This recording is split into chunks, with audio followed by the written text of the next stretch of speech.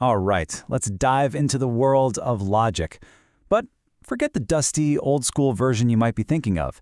Today, we're going to see how logicians find this incredible purity and simplicity inside really complex arguments. And they do it by treating them not as some dry equation, but as a sculpture that's just waiting to be revealed.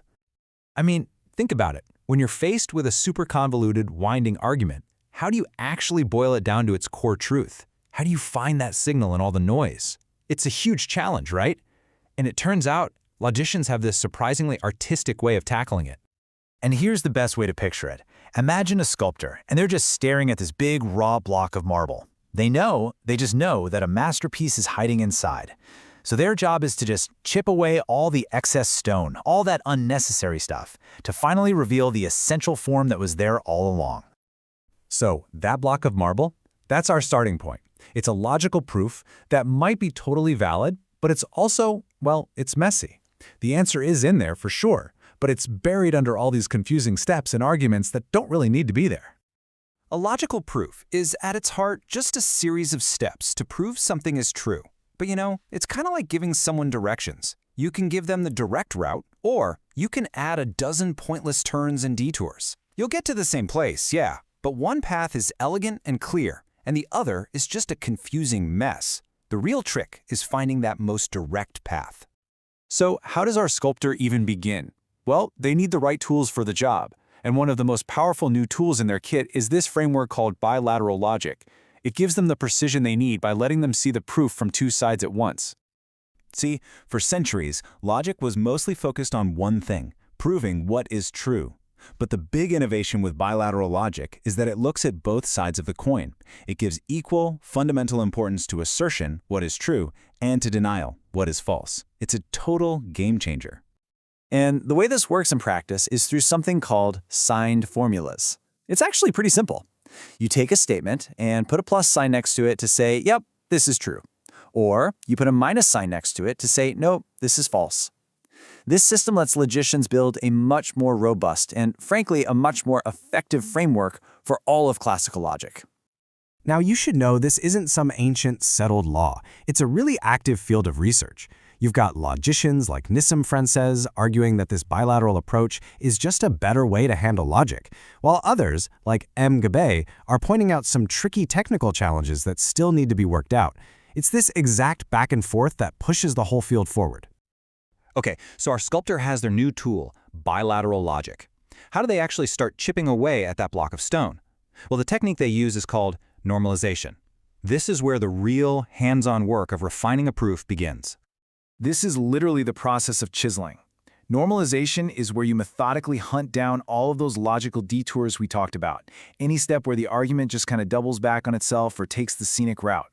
It's all about finding and removing every single move that doesn't push the proof straight ahead, revealing that essential core structure underneath. And the process is very systematic. First, you look for a specific kind of flaw called a maximal formula. You can think of it like a logical speed bump, a step that's way more complicated than it needs to be and then gets immediately undone. It's like turning left only to immediately turn right again. It's just pointless. Once you find one, you apply a reduction rule to smooth it out, and then you just repeat that process over and over until the path is totally clear. The ultimate goal here is something called strong normalization, and this is basically a mathematical guarantee that the sculptor is going to succeed. It proves that no matter where you start chiseling on that block of marble, you are guaranteed to eventually arrive at that final perfect form.